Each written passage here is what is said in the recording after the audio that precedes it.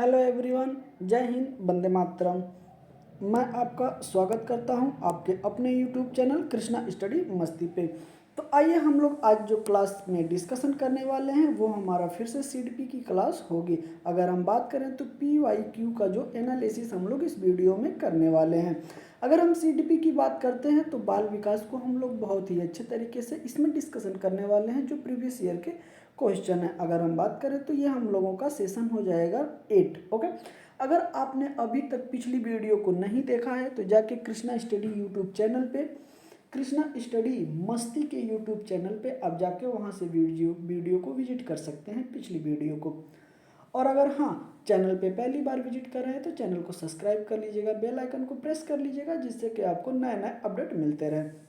तो चलिए बिना देर किए हुए हम लोग सेशन को स्टार्ट करते हैं। और सेशन को स्टार्ट करने से पहले किसी ने क्या खूब लिखा है कि मैं न गिरा और न मेरे मंदिर के दीवार गिरे, मैं न गिरा और न मेरे मंदिर के दीवार गिरे, मुझे गिराने में कुछ लोग कई बार गिरे, मुझे गिराने में कुछ लोग कई बार गिरे। तो ये सारी चीज़ें हैं, बड़े ही सोच समझ के करिएगा। आइए हम लोग चलते हैं सेशन पे। और ये रहा आज का हम लोगों का पहला सेशन। चलिए आज की ये क्वेश्चन है, बड़े ही ध्यान से देखिएगा, ये सारे क्वेश्चन बड़े उम्दे हैं।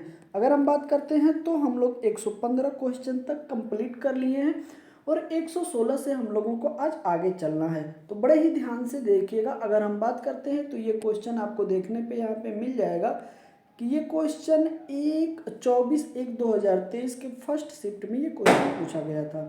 तो आइए क्वेश्चन है कि बहुत छोटे बालक के लिए, यहाँ पे खाली स्थान है, समाजीकरण की प्राथमिक संस्था है, क्या है हमें बताना है। ऑप्शन नंबर ए कह रहा है कि मौद्रिक संचार, बी कह रहा है कि धार्मिक संस्था, सी कह रहा है विद्यालय और डी कह रहा है तत्कालीन परिवार। अगर हम बात करते हैं समाजीकरण की पहली संस्था तो इस तरीके से हमारा डी ऑप्शन राइट हो जाएगा, तत्कालीन परिवार। जो बालक का प्राथमिक परिवार, मतलब परिवार जो होता है वो प्राथमिक समाजीकरण की पहली संस्था होती है। ओके, जिसमें माँ बाप हो गए, दादा दादी हो गए, चाचा चाची हो गए, बुआ हो गई, भाई बहन हो गए। तो ये सारे लोगों के जैसे बच्चा बीच में रहता है तो उसका समाजीकरण बहुत बेहतर तरीके से होता है। ओके, तो मुझे उम्मीद है कि आप भी इसका क्वेश्चन का आंसर समझ चुके होंगे। आइए इसके बारे में एक कुछ छोटा सा की पॉइंट है कि बहुत छोटे बालक के लिए तत्कालीन परिवार समाजीकरण प्रक्रिया की प्राथमिक संस्था है। ओके, जब मौद्रिक संस्था, धार्मिक संस्था और विद्यालय आदि समाजीकरण की द्वितीयक संस्था माना जाता है। समाजीकरण मुख्यतः दो प्रकार से हो सकता है। आइए देखिएगा, प्राथमिक समाजीकरण और यहाँ पे द्वितीयक समाजीकरण। प्राथमिक समाजीकरण में दिया गया है कि बालक, पास पड़ोस, मित्र समूह और क्रीड़ा समूह आदि प्राथमिक समाजीकरण की संस्थाएं हैं। और अगर हम बात करते हैं दूसरा द्वितीय समाजीकरण तो विद्यालय आ जाएगा, धार्मिक संस्थाएं, मीडिया, पत्र पत्रिकाएं और किताबें आदि द्वितीयक समाजीकरण की ये क्या है, तो ये संस्थाएं हैं। तो मुझे उम्मीद है कि ये सारे क्वेश्चन आपको बड़े उम्दे लग रहे होंगे। और आइए बड़े ही ध्यान से देखिएगा क्वेश्चन नंबर 117। इसमें क्या बोला गया है कि बहुत छोटे बच्चों के लिए निम्न में से कौन सी संस्थाएं समाजीकरण की प्राथमिक संस्थाएं हैं, जो कि अभी हम लोगों ने ऊपर डिस्कशन करके आए हैं। ऑप्शन नंबर ए कह रहा है कि पास पड़ोस और मौद्रिक संचार, बी कह रहा है कि विद्यालय और कानून, सी कह रहा है कि सामाजिक नीति और धर्म, डी कह रहा है कि परिवार और पास पड़ोस। अगर हम बात करते हैं प्राथमिक संस्था तो बहुत सारे क्वेश्चन आज कल भी हम लोग किए थे और आज भी कर रहे हैं, तो पारिवारिक हो जाएगा। ओके, परिवार और पास पड़ोस इज द राइट ऑप्शन। आइए, बहुत छोटे बच्चों के लिए परिवार और पास पड़ोस समाजीकरण की प्राथमिक संस्थाएं हैं, क्योंकि यहीं से बालक सर्वप्रथम समाजीकरण प्रारंभ करता है। ओके, क्या करता है, आरंभ करता है। इसी कारण से परिवार को बालक की सर्वप्रथम पाठशाला कहा जाता है। यह वह स्थान है जहाँ से बालक आदर्श नागरिक का पाठ सीखता है, दोस्तों और परिवार के साथ बातचीत करता है, नियमों का पालन करता है, करने के लिए कहा जाता है। आइए आगे है कि काम करने के लिए पुरस्कृत किया जाना और सार्वजनिक स्तर पर कैसे व्यवहार करना यह सिखाया जाता है। ये सभी समाजीकरण के उदाहरण हैं। किसी व्यक्ति को उसकी संस्कृति के भीतर काम करने में सक्षम बनाते हैं, जबकि विद्यालय, मीडिया, मौद्रिक संस्था, कानून और धर्म समाजीकरण का द्वितीय संस्था माना जाता है। ओके, इस तरीके से भी आप क्वेश्चन को देख सकते हैं। क्वेश्चन कितने उम्दे हैं आपके सामने। अगर हम बात करते हैं तो क्वेश्चन नंबर 118 देखिएगा बहुत ही ध्यान से कि यहाँ पे खाली स्थान है और खाली स्थान प्रारंभिक बाल्य अवस्था के दौरान बच्चों के प्राथमिक समाजीकरण की संस्थाएं क्या होती हैं।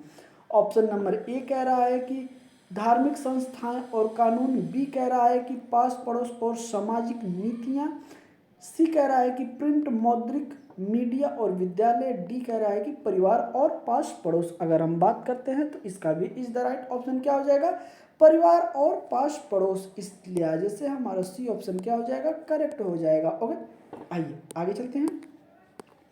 बड़े ही ध्यान से देखिएगा इन क्वेश्चनों को, क्योंकि ये सारे जो क्वेश्चन आपको दिख रहे हैं यही छोटे छोटे क्वेश्चन एग्जाम में पूछे जाते हैं और हम गलत करके चले जाते हैं। तो ऐसी छोटी छोटी गलतियों से हमें क्या करना है, सीखना है।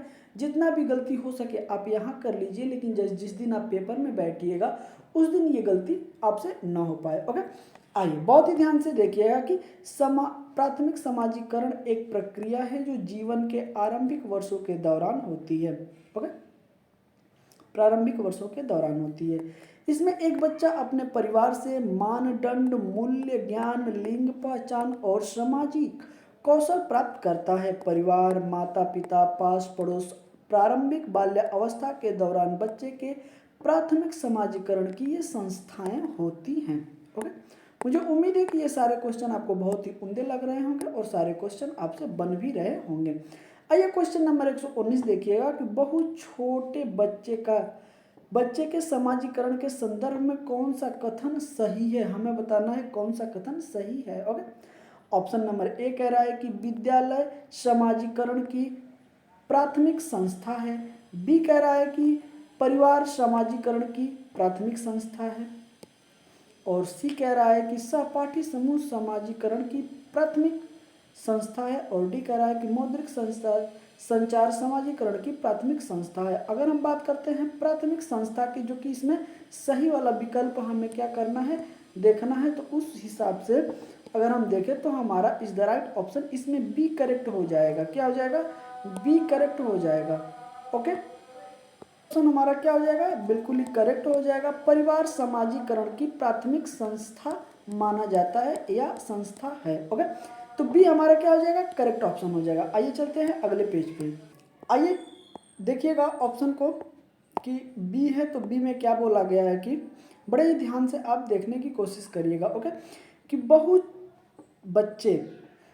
छोटे बच्चे के समाजीकरण के संदर्भ में परिवार समाजीकरण की प्राथमिक संस्था मानी जाती है। बच्चा परिवार में ही जन्म लेता है, परिवार से ही पालन पोषण होता है, परिवार में ही क्या होता है, उसका पालन पोषण होता है।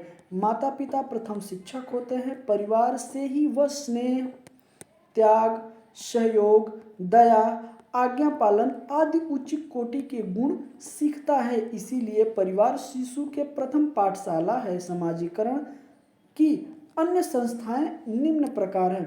तो पहले नंबर पे क्या आ जाएगा हमारा, अगर बात करते हैं तो पहले नंबर पे आएगा परिवार। ओके, सेकेंड पे क्या आएगा, द्वितीयक में आ जाएगा हमारा पड़ोसी, पास पड़ोस, और सेकंड में क्या आ जाएगा हमारा समाज आ जाएगा। फोर्थ में क्या आएगा, विद्यालय आएगा और 5 में क्या आएगा, तो मीडिया आएगा। ये क्रम जो दिया है ये क्रम आप बिल्कुल ही याद रखिएगा। ओके, कि ये कैसे कैसे बिल्कुल ही आगे चल रहा है। ओके, चलिए आगे चलते हैं।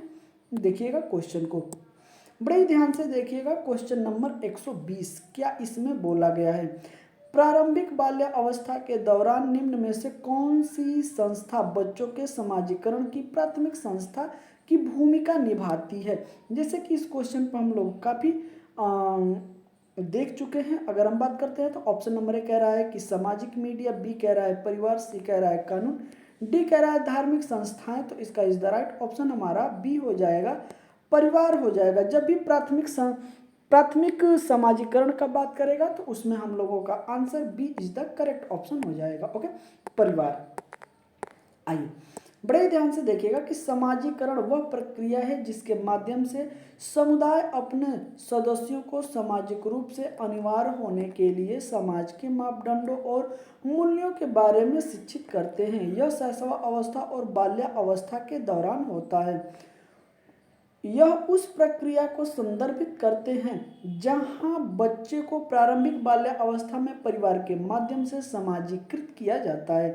परिवार में रहकर ही बच्चा जीवन के आरंभिक वर्षों में ही सही गलत भाषा विकास, नैतिक मूल्यों तथा सदाचार्य शिक्षा प्रारंभ तौर पर प्राप्त करता है।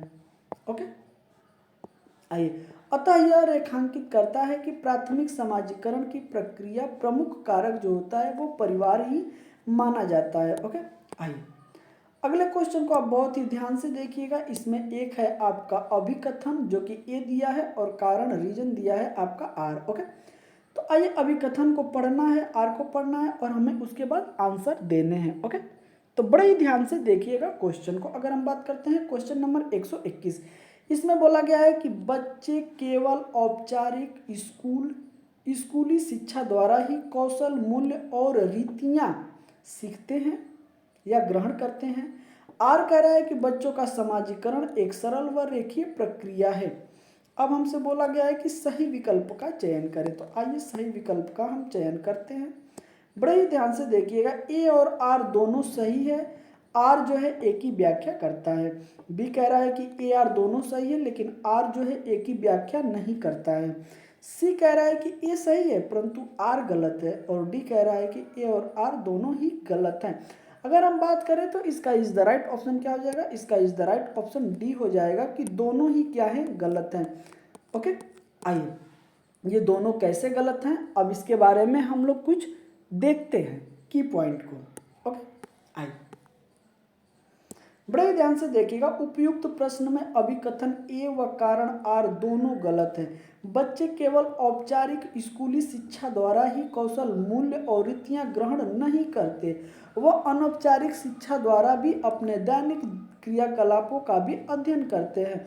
औपचारिक शिक्षा वह शिक्षा है जो विभिन्न अनौपचारिकताओं के साथ जानबूझकर नैतिक नियमानुसार क्रियाशील होती है। यह नियमित रूप से विवत प्रदान की जाती है। ओके, विधि पूर्वक मतलब कहने का है कि विधि पूर्वक क्या की जाती है, तो प्रदान की जाती है। आगे बोला गया है कि इस शिक्षा का स्थान और समय निश्चित होता है तथा इस शिक्षा की विषय सामग्री भी निश्चित होती है। बच्चों का समाजीकरण एक सरल व रेखीय प्रक्रिया में नहीं होता है।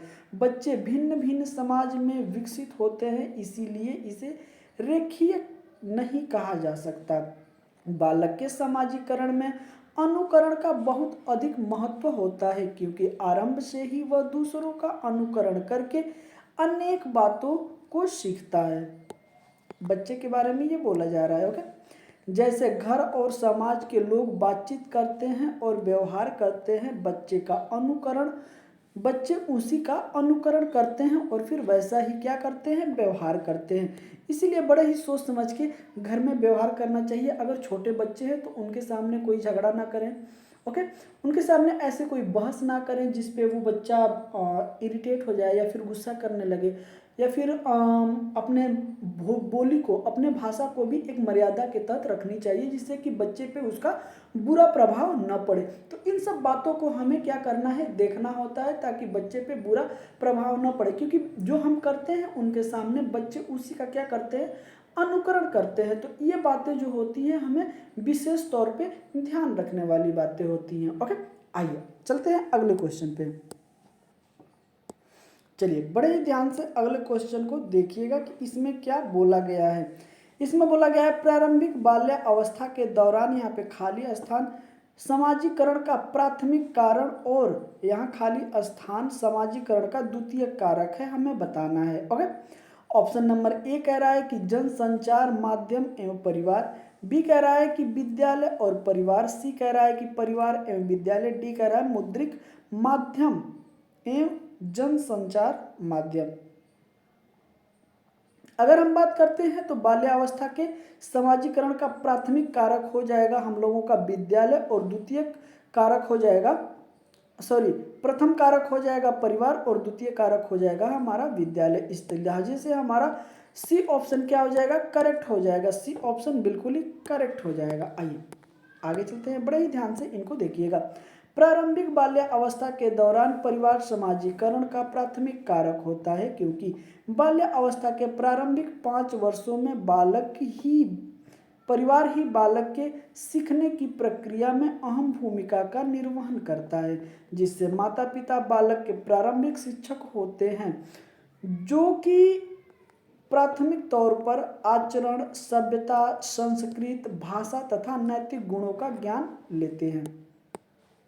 ओके, आइए आगे चलते हैं, बड़े ही आप ध्यान से एक एक पहलू को देखते रहिएगा। ओके, आगे बोला गया है कि बाल्यावस्था के विकास के क्रम में विद्यालय समाजीकरण का द्वितीय कारक होते हैं, क्योंकि विद्यालय में बालक के चहुमुखी मतलब सर्वांगीण विकास की प्रक्रिया प्रारंभ होती है, तथा विद्यालय बालक के पूर्व ज्ञान को नवीन ज्ञान से जोड़ने में सहायक भूमिका का निर्वहन करता है, जिससे बालक के ज्ञान में सक्रिय अधिगमकर्ता बन पाते हैं।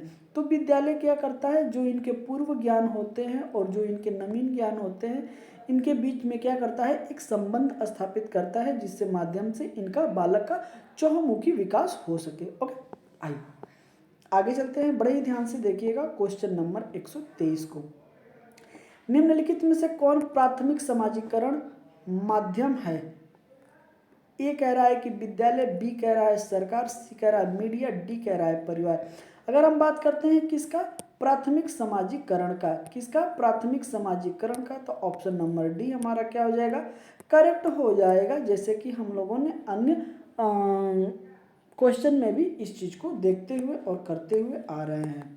आइए बड़े ध्यान से देखिएगा, समाजीकरण एक विस्तृत और अंतरहीन प्रक्रिया है जो एक व्यक्ति के साथ जीवन पर्यंत चलती रहती है। इस प्रक्रिया में बालक सांस्कृतिक प्रवृत्तियों को ग्रहण करता है और अपनी व्यक्तिगत और सामाजिक भूमिकाओं का निर्वहन करना सीखता है। परिवार समाजीकरण का प्राथमिक जो है कि माध्यम है। जब बच्चा पैदा होता है तो आश्रित व असहाय होता है।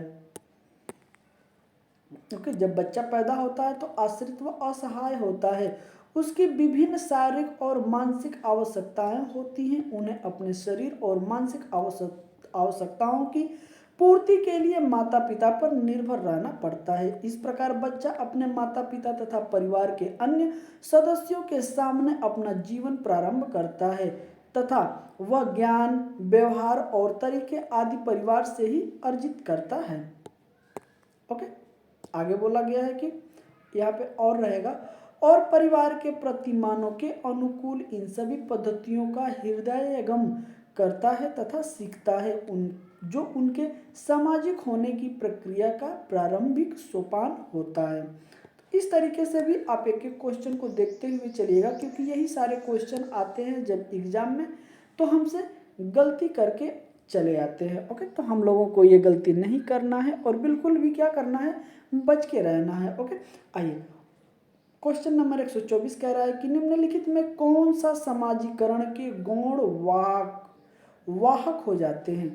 ओके, तो क्या हमसे बोला गया है, समाजीकरण के गौण वाहक। ओके, ऑप्शन नंबर ए कह रहा है कि परिवार और पास पड़ोस, बी कह रहा है कि विद्यालय और पास पड़ोस, सी कह रहा है विद्यालय और निकटतम परिवार के सदस्य, और डी कह रहा है कि परिवार और रिश्तेदार। अगर हम बात करते हैं तो गौण वाहक क्या होते हैं हम लोगों के, विद्यालय और पास पड़ोस होता है। ऑप्शन नंबर बी हमारा क्या हो जाएगा, करेक्ट ऑप्शन हो जाएगा। ओके, आइए आगे चलते हैं अगले पेज पे।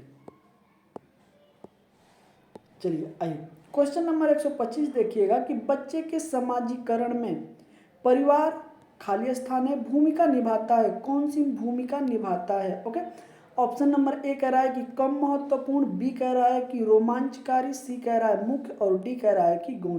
अगर हम बात करते हैं बच्चे के समाजीकरण में परिवार क्या होता है, तो वो मुख्य भूमिका निभाता है। ऑप्शन नंबर सी हमारा क्या हो जाएगा, करेक्ट ऑप्शन हो जाएगा।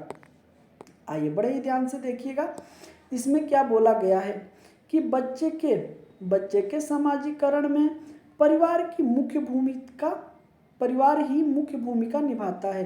परिवार ही बच्चे की प्रथम पाठशाला होती है तथा बच्चे द्वारा परिवार के साथ जो भी ज्ञान अर्जित किया जाता है वह बच्चे के व्यक्तित्व निर्माण में महत्वपूर्ण भूमिका निभाता है तथा सामाजिकरण समयोजन की दक्षता में क्या करता है तो वृद्धि करता है। ओके, इस तरीके से भी आप याद रखिएगा। आइए क्वेश्चन नंबर 126 को देखिएगा, बहुत ही ध्यान से। इसमें क्या बोला गया है कि निम्नलिखित में से कौन सा समाजीकरण का एक प्रमुख कारक है। ओके, ऑप्शन नंबर ए कह रहा है परिवार, बी कह रहा है कंप्यूटर, सी कह रहा है अनुवांशिकता और डी कह रहा है कि राजनीतिक दल। अगर हम बात करते हैं तो इसका इज द राइट ऑप्शन हमारा ए हो जाएगा परिवार। ओके, ऑप्शन नंबर ए हमारा क्या हो जाएगा, करेक्ट हो जाएगा। समाजीकरण का प्रमुख कारण कौन है तो वो परिवार हो जाता है हमारा। आइए वही चीज़ें यहाँ पे दी गई है, बड़े ही ध्यान से देखिएगा कि समाजीकरण का प्रमुख कारक परिवार होता है, क्योंकि बालक पहले परिवार का सदस्य होता है और फिर वही अपने परिवार के मूल्य, परंपराओं और विचार आदि को क्या करता है तो सीखता है। ओके, मुझे उम्मीद है कि सारे क्वेश्चन आपको बड़े उम्दे लग रहे होंगे। क्वेश्चन नंबर 127 देखिएगा, क्वेश्चन थोड़ा सा बड़ा है इसलिए आपको ये क्वेश्चन दो भागों में करके देखा जाएगा। ओके, आइए क्वेश्चन देखिएगा कि जनसंचार माध्यम सामाजिकरण का एक महत्वपूर्ण माध्यम बनता जा रहा है। नीचे दिए गए कथनों में कौन सा सबसे उपयुक्त कथन है, किसके लिए तो जनसंचार माध्यम सामाजिकरण का एक महत्वपूर्ण माध्यम बनता जा रहा है। आइए ऑप्शन देखते हैं। ऑप्शन को आप बहुत ही ध्यान से देखिएगा, क्योंकि अगर ऑप्शन को ध्यान से नहीं देखेंगे तो आप गलत करके चले आएंगे ऐसे क्वेश्चन। ऑप्शन नंबर ए कह रहा है कि संचार माध्यम पदार्थों के विज्ञापन और विक्रय के लिए एक अच्छा माध्यम है। बी कह रहा है कि सामाजिकरण केवल माता पिता और परिवार के द्वारा किया जाता है। सी कह रहा है कि जनसंचार माध्यमों की पहुंच बढ़ रही है और जनसंचार माध्यम आवृत्तियों, मूल्यों और विश्वासों को प्रभावित कर रहा है। डी कह रहा है कि बच्चे संचार माध्यमों के साथ प्रत्यक्ष रूप से अंतःक्रिया नहीं कर सकते। अगर हम बात करते हैं तो इसका इज द राइट ऑप्शन क्या हो जाएगा, इसका इज द राइट ऑप्शन हमारा C is the correct option. C is the correct option हो जाएगा हमारा इसमें। ओके, कि जनसंचार माध्यमों की पहुंच बढ़ रही है और जनसंचार माध्यम आवृत्ति, मूल्यों और विश्वास को प्रभावित करता है। ओके, इस लिहाजे से ऑप्शन नंबर सी हमारा क्या हो जाएगा, करेक्ट ऑप्शन हो जाएगा। आइए आगे चलते हैं, इसके बारे में बहुत ही ध्यान से देखिएगा कि वर्तमान परिदृश्य में जनसंचार माध्यमों की पहुंच हर व्यक्ति तक हो रही है। ऐसे में समाज के अभिवृत्तियों, मूल्यों तथा विश्वास को भी प्रभावित कर रही है, चाहे वह प्रिंट मीडिया हो, इलेक्ट्रॉनिक मीडिया हो या सोशल मीडिया, फेसबुक, व्हाट्सएप आदि हो, तो सबके समाज के मूल्यों को प्रभावित किया है। इससे सिद्ध हो जाता है कि जनसंचार माध्यम समाजीकरण का एक महत्वपूर्ण साधन बनता जा रहा है। ओके, तो ये भी परिभाषा के तौर पे आप याद रखिएगा, क्योंकि ये भी आपसे पूछ सकता है ऐसे ऐसे ही क्वेश्चन। ओके, आइए क्वेश्चन नंबर 128 देखिएगा, बड़े ही प्यार से देखिएगा। क्वेश्चन को हम दो भागों में करके देखेंगे, एक बार प्रश्न देखेंगे और दूसरी बार इसके ऑप्शन देखेंगे। ओके, बोला गया है कि निम्नलिखित में कौन सा बच्चे के समाजीकरण के प्रगतिशील मॉडल के संदर्भ में सही नहीं है। हमें जो सही नहीं है वही ऑप्शन इसमें सेलेक्ट करना है। ओके, आइए बड़े ही ध्यान से देखिएगा कि क्या बोला गया है। ऑप्शन नंबर ए कह रहा है कि समूह कार्य में सक्रिय सहभागिता और सामाजिक कौशल का सीखना। बी कह रहा है कि बच्चे विद्यालय में बताई गई बातों को स्वीकार करते हैं, चाहे उनकी समाज पृष्ठभूमि कुछ भी हो। और सी कह रहा है कि कक्षा में प्रजातंत्र के लिए स्थान होना चाहिए। सी कह रहा है कि समाजीकरण सामाजिक नियमों का अधिग्रहण होता है। तो अगर हम बात करते हैं तो इसका इज द राइट ऑप्शन हमारा हो जाएगा B. B is the correct option. बच्चे विद्यालय में बताई गई बातों का क्या करते हैं तो स्वीकार करते हैं, चाहे उन्हें चाहे उनकी सामाजिक पृष्ठभूमि जो है कि कुछ भी रही हो। आइए चलते हैं अगले पेज पे और इसके डिस्क्रिप्शन को देखते हैं। बड़े ही ध्यान से देखिएगा कि आगे क्या बोला गया है। कि समाजीकरण का प्रगतिशील मॉडल वही है जिसमें व्यक्ति या बालक स्वतंत्र पूर्वक तथा सफलतापूर्वक सहभागी बन सके और सामाजिक कौशलों को सीख सके, किंतु यह विद्यालय में कोई ऐसी बात या कार्य बताया या कराया जाता है जो छात्रों के सामाजिक पृष्ठभूमि से भिन्न है या उनके अनुकूल नहीं है, तो इससे छात्र के समाजीकरण में विरोध उत्पन्न होगा, जो किसी भी दशा में समाजीकरण का प्रगतिशील मॉडल नहीं हो सकता है। ओके, तो इस तरीके से भी आप याद रखिएगा कि चीज़ें क्या हैं। आइए क्वेश्चन नंबर 129 बड़े ही ध्यान से देखिएगा कि इसमें क्या बोला गया है। अगर हम बात करते हैं तो निम्न में से कौन सा समाजीकरण की निष्क्रिय एजेंसी है, निष्क्रिय एजेंसी है। ओके, ऑप्शन नंबर ए कह रहा है कि परिवार, बी कह रहा है इको क्लब, सी कह रहा है सार्वजनिक पुस्तकालय और डी कह रहा है कि स्वास्थ्य क्लब। अगर हम बात करते हैं क्वेश्चन नंबर 129 का, तो इसका इज द राइट ऑप्शन हमारा हो जाएगा सी। ओके, सार्वजनिक पुस्तकालय। ओके, ऑप्शन नंबर सी हमारा क्या हो जाएगा, करेक्ट ऑप्शन हो जाएगा। आइए इसके बारे में देखते हैं, बड़े ही ध्यान से देखिएगा। परिवार, इको क्लब व स्वास्थ्य क्लब समाजीकरण की सक्रिय संस्थाएं हैं जहां व्यक्ति दूसरों के साथ संप्रेषण के माध्यम से सामाजिक बनता है तथा अपने विचारों को दूसरों के साथ बांटता है, परंतु यह सार्वजनिक पुस्तकालय में अधिक संभव नहीं हो पाता है। ओके, तो इस तरीके से ये क्या है, हमारा सी ऑप्शन करेक्ट हो जाएगा। आइए इस सेशन का ये हम लोगों का लास्ट क्वेश्चन होगा। सेशन आपको कैसा लगा जरूर आप हमें कमेंट करके बताएं, और आप लोग कहाँ कहाँ से देख रहे हैं इस सेशन को, अपने अपने प्लेस को भी कमेंट करके शेयर करें। ओके, जिससे कि मुझे पता चले कि ये वीडियो कहाँ कहाँ से लोग देख रहे हैं। ओके, तो आइए क्वेश्चन नंबर 130 देखिएगा कि सामाजिकरण है क्या है।